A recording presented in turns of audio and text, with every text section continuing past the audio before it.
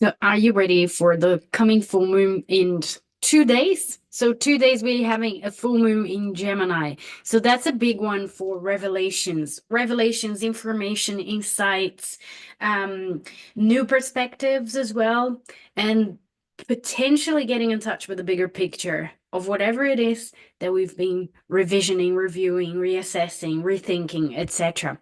So welcome to Transits Fridays.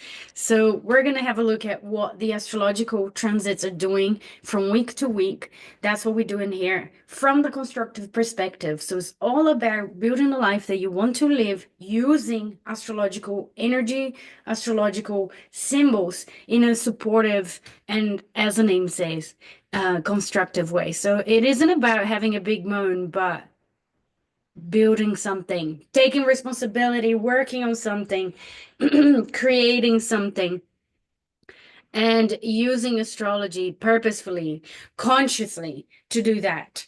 So here are the transits for today. So I usually do this from Friday to Friday. And today is Friday the 13th. Oh my gosh. So Friday 13th until next week, December 20th. So just the day before the solstice as well. So that's an interesting week. Obviously, as I've mentioned before, the peak in terms of the important energies that we're going to be facing this week is the full moon and is the changing in direction from Mercury. So Mercury is going to be stationing to move direct. So we have those two main things happening this week. So that's where we're going to be focused. That's why my thumbnail was talking about the full moon as well. All right. So here we have Saturday. So basically for this weekend, what we have is a buildup of energy. So there's a lot of energy that's going to be increasing as usual. As I've talked before, full moons are combinations. They are connected to the peak of a cycle. So it's really connected to a sense of revelation potentially, to a sense of things becoming clearer, more obvious, usually as well, potentially through some heightened emotions. Now, the difference for this month's full moon, for this particular full moon, is that it's also happening in air sign, right? So here we have the 15th of December, which obviously, depending where you are in the world, it might be on the 14th, or it might be on the 16th as well. So here is the exact moment of the full moon, and it will be happening at 23 degrees Gemini. So we have a 23-degree Gemini full moon. That full moon is ruled by Mercury, and Mercury is still in a mutual reception with Jupiter. So we've got Jupiter in Gemini, ruled by Mercury, which is in Sag, which is ruled by Jupiter. So they really hold the key for a lot of what this full moon could be talking about or could be providing us with, especially in terms of opportunities as well. So where are the opportunities for this huge release of energy, for this huge combination that we're going to be witnessing this weekend? And that could be about information that we didn't have, a piece of the information that was missing, or being able to access the bigger picture of things, finally being able to see the whole thing for what it is, or maybe someone getting in touch with us and letting us know something. So it really feels like we could have insights in that regard. And I think that's also not only because we have this mutual reception here between Mercury and Jupiter, which is quite special, but also because Mercury is stationing to move direct on the same day of the full moon. So it's not going to be at the exact moment of the full moon, but a few hours later, Mercury will be moving direct again. So basically, during this full moon, we have Mercury stationing. So the ruler of the full moon, Mercury, is stationing. So there's something powerful there. So the last 3 weeks, we've been invited to rethink, reassess, reconnect, edit something, go inwards a little bit, rethink our communication skills or communication patterns. And I think also, obviously, because this whole period was with Mercury in Sagittarius, there wasn't a going back from one sign to the other. The Sagittarius life flavor is really about meaning, right? It is really about meaning. It is about purpose. So during the last 3 weeks, we could have been thinking a lot, revisiting, reviewing what is our purpose? What are we doing with it? Are we aligned with these purpose? Are we not aligned? Are we accomplishing some things or not? So this is a big thing that Sagittarius asks from us. And I think Mercury going retrograde in Sag was requesting from us or inviting us to do is to really rethink if what we're doing still holds meaning. And if we are aligned in the way that we think, in the way that we talk, in the way that we share information, if we're aligned with what's meaningful to us, with our sense of purpose as well. And obviously, throughout those 3 weeks, we were also invited to ask the bigger questions. That's Sagittarius as well, right? Why are we here? Where are we going? What is the bigger perspective in all of this? Am I actually aligned with, the bigger plans of my life? Am I aligned with my higher self here from the bigger perspective of everything that I've been doing? I think Sagittarius is wonderful for big timelines, and you can see connections and meanings between these bigger timelines. There's no really lost in details, right? That's Virgo's job. Sagittarius is to see the whole.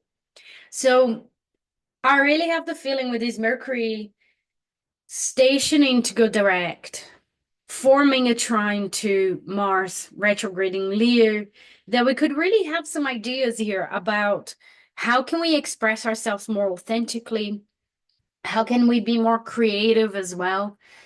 Fire signs, one of the main motivations of the fire signs is creative expression, is that sense of looking into the future, looking into the possibilities, and being a bit more future oriented in our lives at this moment, and having those visions. I think, cutting it short, we can have visions during this full moon.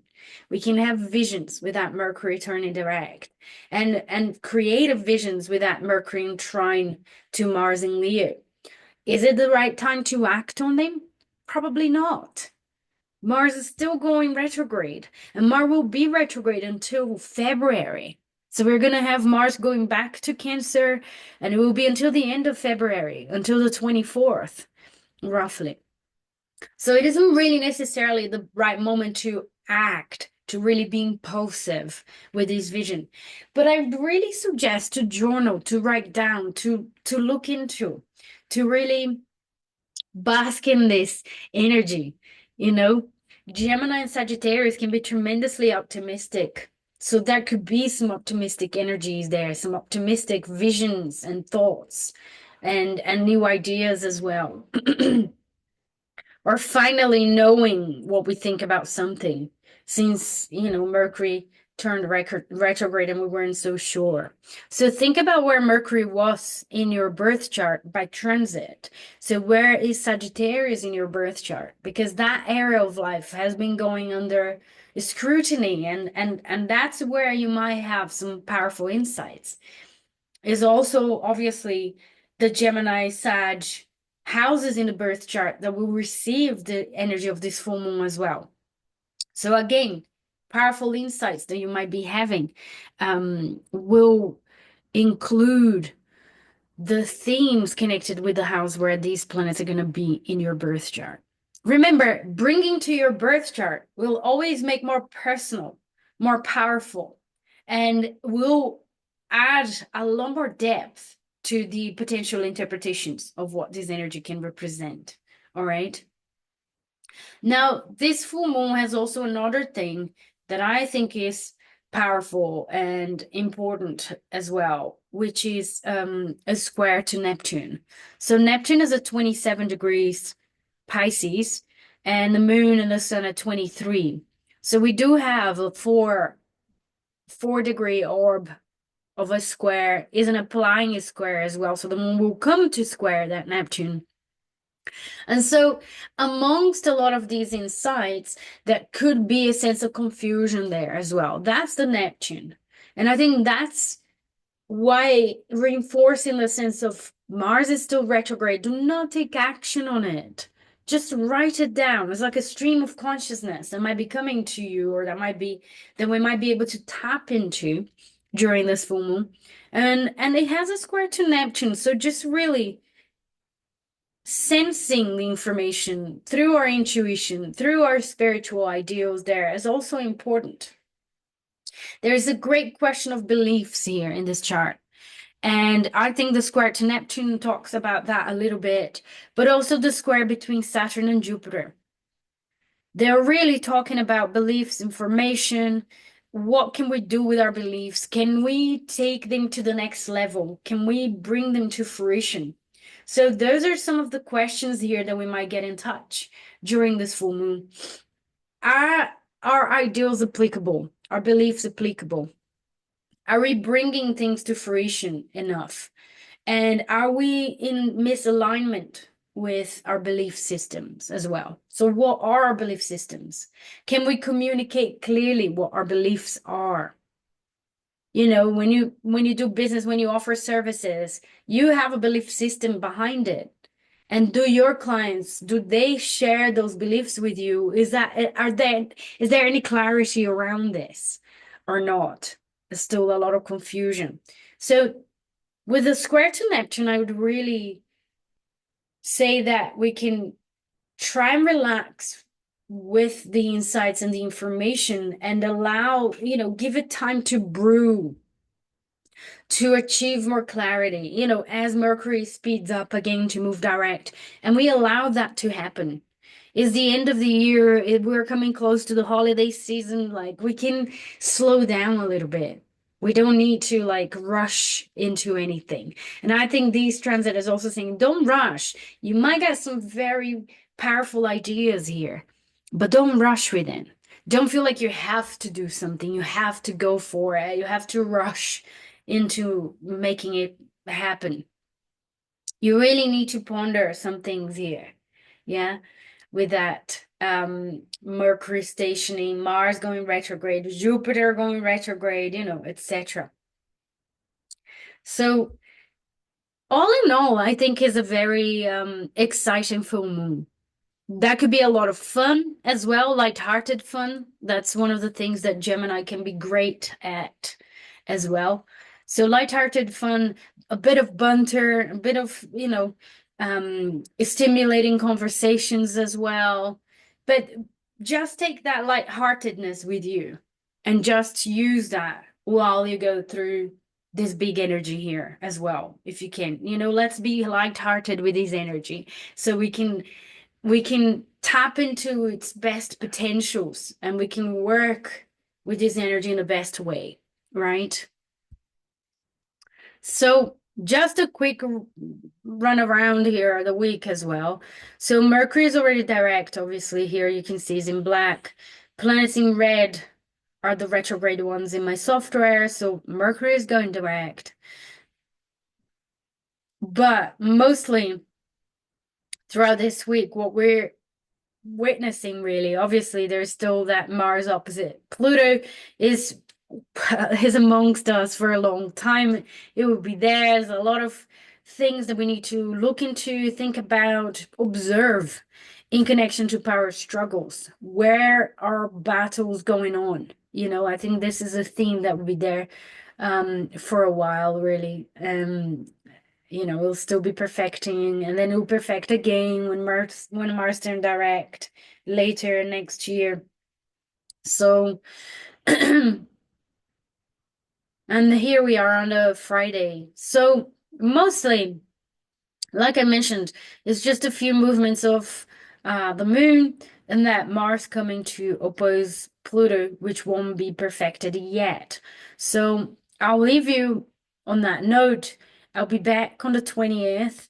I mean, I'm gonna be pre-recording the video for the following week because I'm going away. So it's holiday season. I'm gonna be going away, having a bit of downtime, really, hopefully. That's what I want. So I'm going away with some friends, going to the beach, and that's it. So I hope you have a wonderful full moon, a really fun one, and that you can tap into some powerful insights and precious information. And I'll be seeing you next week on my pre-recorded content, but in the following week I'll be back. So take care, have a wonderful weekend, a beautiful full moon, and I'll see you in 2 weeks. Mwah. Take care.